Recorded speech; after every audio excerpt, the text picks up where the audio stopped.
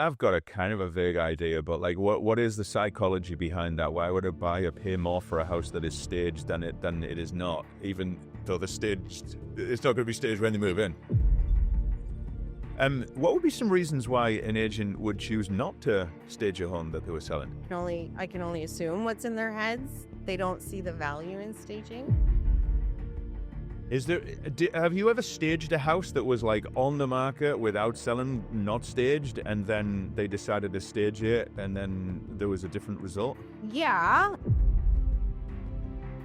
You seem like the type of person who would rather do the right thing for the customer than tell them what they want to hear so you can, get the job. Well, what is that? That doesn't benefit me any. Well, you'd have some money. Well, yeah, now. And then, and then I buy inventory for the next job and then that's gone. Did you know that home staging was invented by accident by the owner of a Century Home in Port Hope, Ontario? He'd been unsuccessful in his attempts to sell his home, and so he brought in new furniture and decor, and he was trying to rent it out as a movie set. But the first director who came in to see it made him an offer and bought it on the spot, and home staging was born. Now, what you just heard was complete BS, but I promise you that as of right now, this is the Zero BS Real Estate Podcast.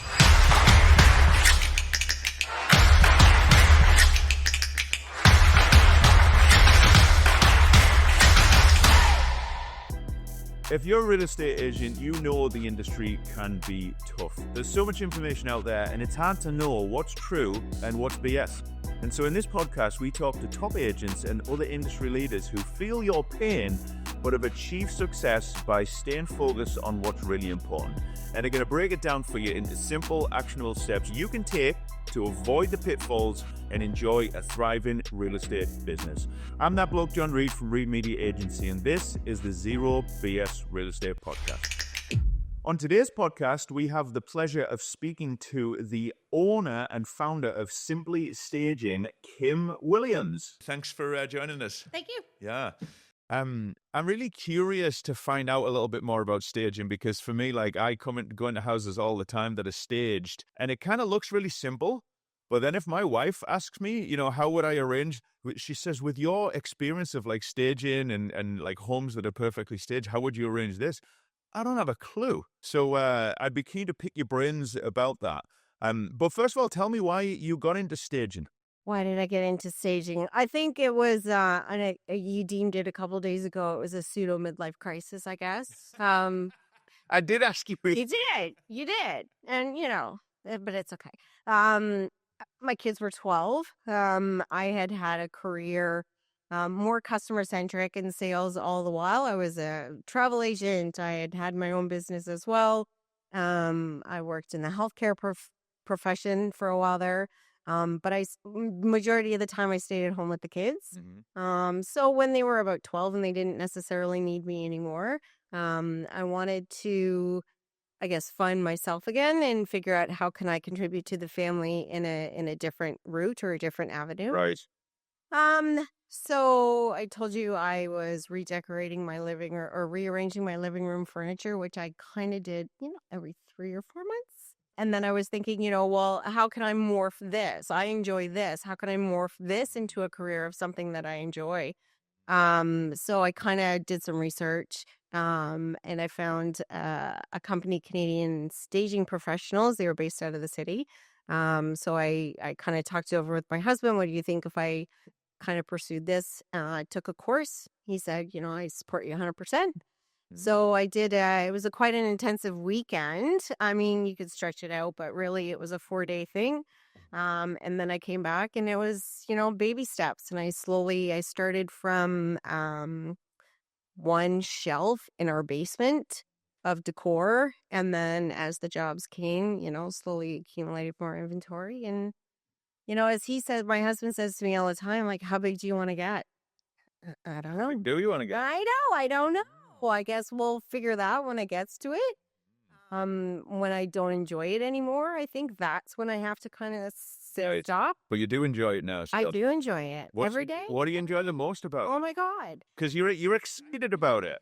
I can tell. Every day. It's glorified shopping. We get to shop whenever we want. And, what woman doesn't love doing that? Right. Or man for that matter. Um, I don't know. It's helping people. Like I said, I've always been in a service capacity. So how is it helping people? How is it helping them? So initially we provide a consultation. I meet with the homeowners. Like, you want to sell your house. Okay. You can't just plug it on the market. When I meet with those homeowners, um, Sorry to keep interrupting, but just I want to understand the process, right? So right. you meet with the homeowners. Is it the realtor that hires you, and then they connect you with the homeowner, and you go meet with the homeowner, or is the realtor involved in that? It's really, well, it's up to the realtor. So for the majority of our clients are realtors, that include staging in their listing packages. So a homeowner is aware that either a stager is going to come in. Mm-hmm. I've always treated us as an extension of the realtor's business model. Sure. So we are a representative of the agent. So we're coming in. So I I have no problem. Realtors are involved as much or as little as they want in our process. So if they want to act as or be the go-between between us and the client in regards to setting up the consultation, Right. time, that sort of thing, it's up to Right. the realtor. This is their client that we're talking about. Right. So you go for the consultation. Right. What happens? So it's a service that we're providing. I'm listening to these homeowners. Sometimes the realtor will give us a heads up. If it's an emotional sale that they're doing, or, is it a positive one, or a merging of families, or this sort of thing. So they give me a little bit of background as to the why of Right. the sale of the property. But you can always hear people out. You can feel them out, right? Are they emotionally attached a whole lot to their things? I mean, have they lived in this house for 40 years? So it's helping them understand selling a home is now psychological versus just plunking it on the market and see who takes it. Right. Right. So you're wanting to appeal to as many people as possible. And I always say the more eyeballs that you have on the property, the better. So it's trying to determine what it is, the homeowner's comfort level, Mm. but you're helping them. Like, I get excited knowing that, this is the biggest investment that you're ever going to make. Majority of us are ever going to make in our lives.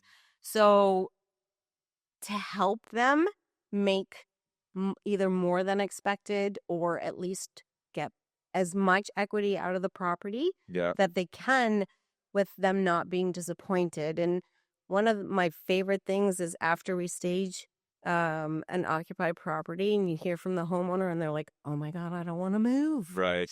I didn't know my things. I like that challenge of, I would have never even thought of putting that there. Right. And so one of the things that we love to do is incorporate as much of the homeowner's things into our staging. Okay. Is that the norm in Right. staging, or is that I don't know. I kind of do this when it comes to other stagers. right? We stay in our lane. And I don't know. But to me, again, comfort level for the homeowner. Right? It's, oh, they used my oven mitts in the vignette in the Right. kitchen, or, That's going to give them a good it feeling. does. And it makes them more comfortable if they're living in the house when it's on the market. Right. They're more surrounded by their things, but we're incorporating our things into it. Right. See, Right? so I sold my house at the peak of the market in 2021. It was on the market for 10 days. The agent held offers and it sold like immediately. Yes. The realtor that we used, came in and did full staging, and some of it we didn't really like, and it wasn't really functional, but that was fine because we actually left the house for 10 days. We got an Airbnb. Smart. Yeah. Because we knew that there was going to be tons of showings, right? But Yeah. whether it's, the time in the market or whether it's the type of property, when someone has to live in it, It's difficult. and so how do you negotiate that so that you can still give it that shine and like make it appealing to people who are coming for showings and make it look good in the photos and video, but still actually make it livable? So, well, in the consultation, one of the things we say, we have to take your personality out. So, yes, and again, you have to try and suggest it as delicately as possible to the homeowners Right. as well, right? So, right, if things are lovely, but we need to appeal to as many people as possible. And to do that, we unfortunately have to take how you live in the house out Right. so more people can imagine how they can live in your house. Right. And you're moving anyway, so let's just pack her up and then we can start fresh. And it's not like, we asked them to empty out grandma's china cabinet, right? Teacups and all that. Right. We do that for a variety of reasons, but it's not like we come in and fill every shelf and every nook and cranny as well, right? The less noise, the better when it comes, because we're selling the house. We're not selling your things. Yeah. So when you put it into that perspective of the seller, then they just like, yeah, you know what? That makes sense. So it sounds like you take a very diplomatic approach into how you deliver that information, but it also sounds very authentic. So it's not like you're spinning some story. That's how you really feel about it, right? Absolutely. Absolutely. And I mean, if I didn't believe in what we were doing, then I wouldn't be doing it. Yeah. Right? So the logic behind all of it or the psychology behind all of it, we're all attached to our things, Mm, right? There's a reason why. And we live in our houses. We bought this piece of art particularly for that wall yeah. or, this piece of furniture for that spot. But if you're trying to sell your greatest asset, Mm, then let's sell the asset, not your stuff. yeah. Do you I presume that from time to time, at least, you would get clients who might be resistant or might want to have a certain input that you feel wouldn't be beneficial. So the ones, yes, that are resistant, but again, because we're an extension of the agent's business model, we're not here to make anybody uncomfortable. So it's, if I'm getting a particular pushback in the consultation, then we continue along with the consultation. I'm not going to leave out any information that the homeowner is needing to ready their property to list. Mm, But after the consult, I will have a conversation with the agent. At the end of the day, it's the agent's client that we want to make happy. So I'm not here to force anybody to do something that they don't want to do. Sometimes the agent will have a heads up or know in advance. You know what? They truly don't want to do any staging. And we've done a lot of those where it's a consult only right. and we don't follow through with staging because they don't want the stage. They don't want to live. And for whatever reason they have in their head, right? I don't want to live in a staged house. You're Completely going and to totally respect that. fine. Yeah. But meet everybody at least halfway. Do the recommendations, do the repairs, do the updates, do whatever it is, right? Editing of the spaces. Do that. At least you can get a few more eyes on the property. Yeah. Is there any particular type of scenario that you feel that staging adds a particularly significant value to when it comes to selling the home? Well, I think 60% of houses that are staged sell faster. Right. I mean, that's the goal when you sell your house, right? You don't want it sitting on the market and there's statistics. Oh God, there's so many statistics that prove that staging helps sell your home faster. You have the potential to actually sell for more than expected, or you just go over asking in the sale, right? So to me, staging is an investment. It's not a cost, Right. right? So it's a win-win-win if it's going to gain you, Mm, you know, how much more money? I mean, COVID, God, we were taking them apart as soon as we were putting them together. right. Yeah. But also the other thing is buyers have a tendency, they'd be willing to pay more for a staged property than a non-staged property. If Now, you do it right, it doesn't look staged. so why is that, right? And I've got a kind of a vague idea, but like, what is the psychology behind that? Why would a buyer pay more for a house that is staged than it is not, even though it's not going to be staged when they move in? Because it's creating emotions in the buyer, right? And the majority of the time buying a house is an emotional, I mean, yeah, okay, so it's, logical numbers and that. To a certain point, Right. But it but comes down to the emotion. So one of our goals is to create that emotion as they're walking through the house, Mm, right?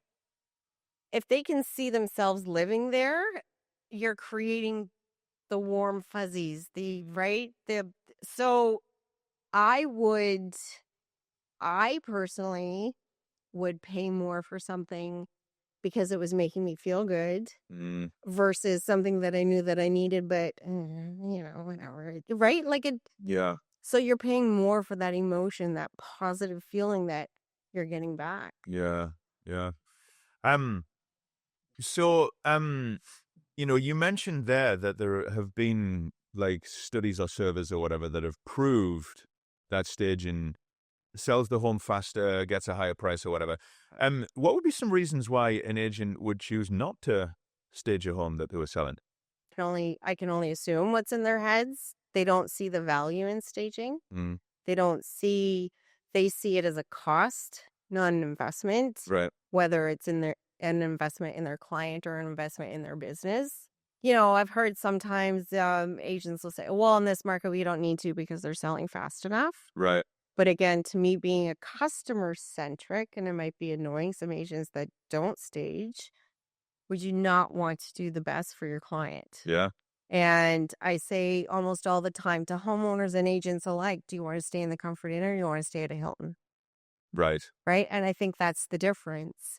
If you present the Hilton, people are going to want to buy the Hilton. Of course. If you present the Comfort Inn, well, you know what? I can do the Howard Johnson. Right? Like it's not Yeah. Maybe. it's not making them want. It's not creating the Yeah. want. So maybe they're objectively right if they are thinking, well, the house is going to sell anyway, but they're actually Missing more. missing more It or could go faster or more straightforward or whatever it is. and also again, it's their business model. So I'm dependent on repeat clients, right? So if the majority of my customers are agents, Mm, then I want them to keep coming back to us, yeah. right? So the same for real estate agents. They want that word of mouth and that referral and that repeat Right. And this is all clients. part of the It's all proposition to here, look. clients. Yeah. This is your goodie bag, right? Yeah. This is your swag bag. This is what I'm willing to offer you for listing with that. So if your client walks away with a positive, you know what? They did staging and they did this and they did that and da, Yeah. then that's even more of a positive word of mouth. And Absolutely. other than putting a house on the market, regardless of the market, be it buyers or sellers, but just plunking it onto the market and saying, here you go. Let the market Just, decide just, and just, yeah, yeah. we just want an offer. Yeah. Don't you want to let that house shine? Yeah. Right. Are there like the particular homes that come to mind when you think about some of the successes that you've been able to contribute to? Like They're all successful. they're all successful. Is there have you ever staged a house that was like on the market without selling, not staged, and then they decided to stage it and then there was a different result? Yeah. I'm just trying to think, not with the same agent. Do you know what I'm saying? Usually one agent, they'll put it on the market and whether it was a different stager or they didn't stage, whatever reason it didn't sell. I mean, staging is not the be all end all to a house selling, right? There's a lot of different factors. But whatever reason it didn't sell with that agent, contract expired, they went with another agent. So we've done quite a few of those where we've come in and staged with a new agent and it has sold. Right. Um I but guess it's not easy to pinpoint exactly. It it might have been the timing in the market. It might have been right. that there was a particular buyer that wasn't there before or whatever. And a lot of the times too, I like to kind of stay in the moment. Mm, I'll out of curiosity, I'll look up the previous listing. mm-hmm. But for the most part, I'm working for this agent now and this homeowner now. And, whatever happened kind of happened. It had nothing to do. I need to stay in my lane and just concentrate on what we're doing. Yeah. Right. One of the things that is definitely a big factor for me in my business providing the media, that I think would probably relate to yours, is the seller feeling confident that the realtor has done everything they could Right. do. So let's say, for example, if there was a house on the market that did not sell, it might have nothing to do with the fact that the photos weren't good or it wasn't staged. Right. There might have been all kinds of different factors. But if you've got a seller who is just thinking in the back of their mind, what if it had been staged? What if? Right. So I think it's almost like an insurance policy to take away those Absolutely. doubts. In a consultation too, like I'm going through all the conditioning with clients, right? Things that they can do to ready their property, Mm, and then what we can do to kind of push it over the edge. right. And I say to clients a lot, I want you to have faith in knowing that at the end of the day, when it's all said and done, doors are locked, that you did everything that you possibly could to get the most equity out of your property, right? Yeah. And to have that happy ending. And what what what that it would entail would be having the right real estate family with Right. you, right? Hiring the right agent and knowing, okay, I've done what I needed to do. I hired the right people to do what they need to do. And I just want everybody to have confidence at the end. So there's no second guess. There's no second guessing, Yeah. right? And so I leave a booklet in my consult and I say to them, it's not the have to list, right? And it's a checklist of every room on the property. It's not your have to list, but I want you to know it has everything in there that buyers are looking for to submit a lower than asking offer. So if you do and you tackle as much as you possibly can in this book, you will know at the end of the day you've done everything you could, Right. right? So what are some of the have to the Well, it's the conditioning, right? So what does a have to when you sell your house? You own the house, right? I don't have to do anything. I don't have to update. But, if you say you update your light fixtures, and I'm not saying spend $500 a light fixture. I'm saying let's get from 1980 into, 2020, right? right? Things are fairly, with the LED lights, they're fairly economical. They're trending. And your buyer is walking in the door thinking, oh, I'm not going to have to buy, right? Right. Replace those lights. So therefore, every little positive is a positive in their mind. And it might even be a subconscious thing. They might not even follow. Exactly. And they might gloss over it. Yeah. But it's not standing out to them It's that, not standing out as, oh, this is going to be a hassle. This is another thing that right. I have to do. I Yeah. get all the time, why should I paint if they're just going to paint it the color that they want to? Hmm. Well, because if they don't like your color, they'll be like, oh, we love the house, da, da, da, da, but we're going to have to spend 10 grand. And they're guessing Hmm. we're going to have to spend 10 grand to get the house painted. So we're going to submit an offer, but it'll be, let's say, 15 under ask. Right. Because they don't want it so much that it's Right. a yeah. It's not a deterrent for them. It's a pain in their butt because in their heads. But again, they're guessing that they're going to have to spend 15 grand to paint the house. Whereas if you spend 5 grand now painting the house, making it as neutral as possible, They're not so going to lowball you. they're not going to lowball you. So you spending 5 actually makes you 10. Right. See, it's all And so this is all part of you obviously delivering on your service of staging, but you're going above and beyond as a consultant to try to help them yeah, to absolutely. get the very best out of the sale. And Right. and you mentioned before that this idea of being customer centric. Tell me a little bit more about that. Like you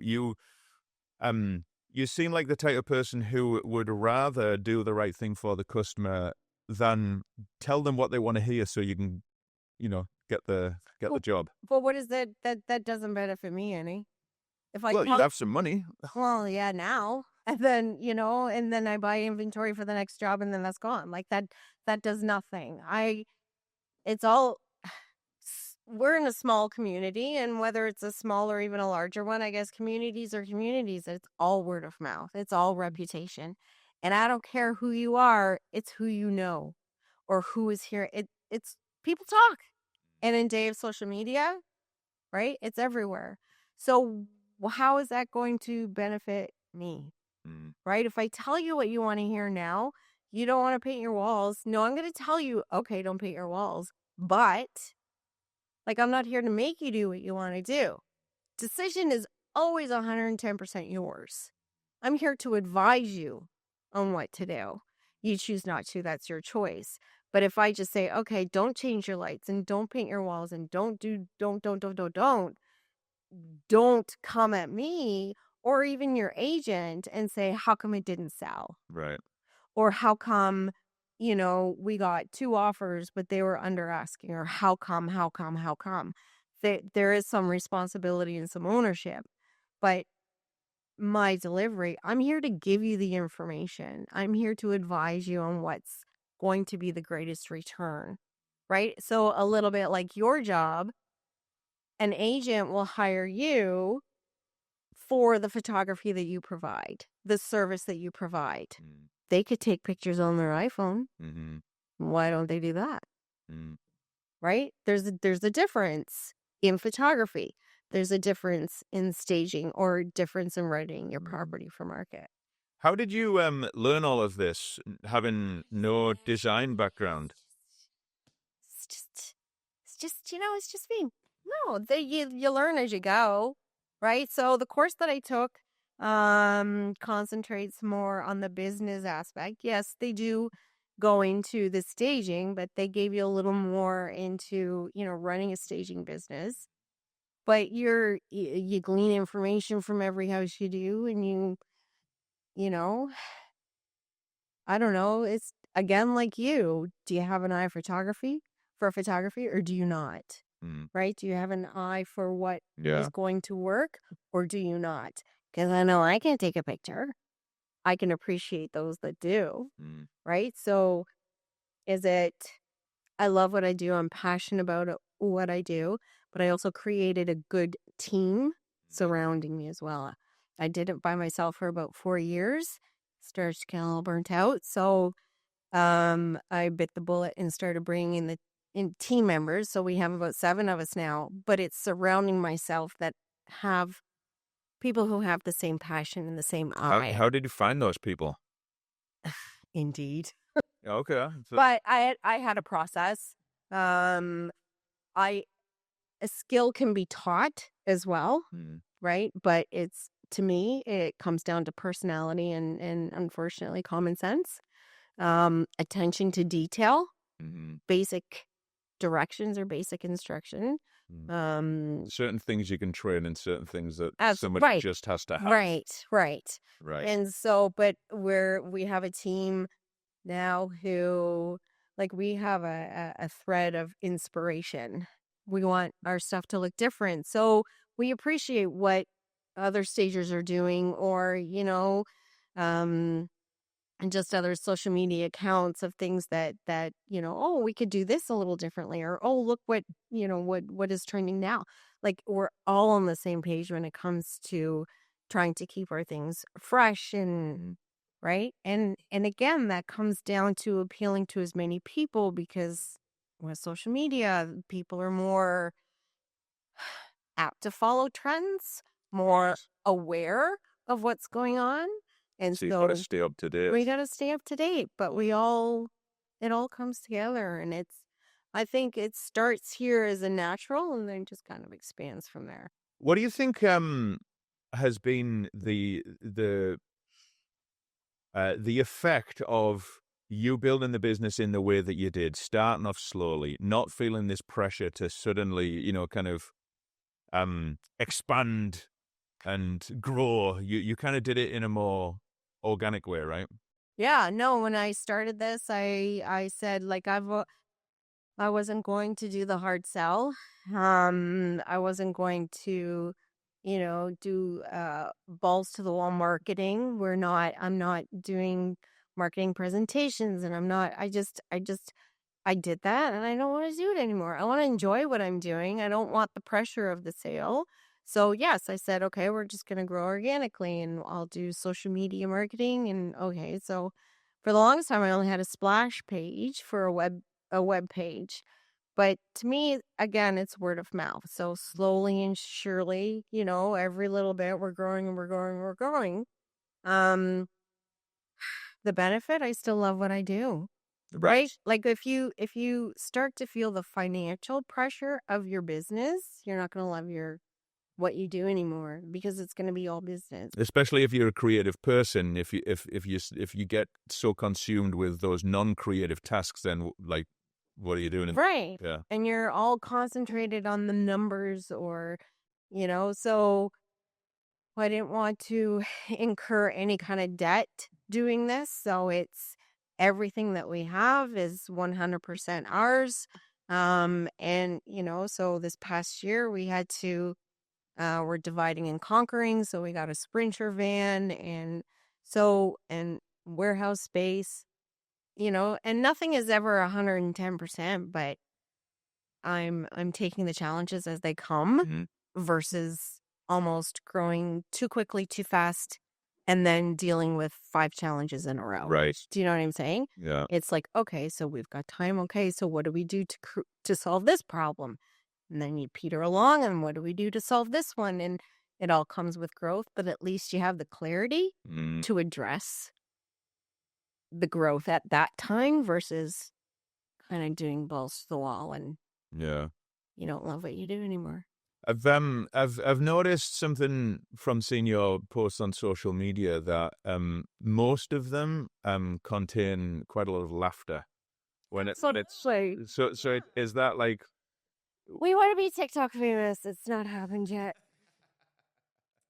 You gotta have fun what you do, yeah, right? seems like you really do. So like you'd spoke about finding people around you that share the same vision and values and whatnot.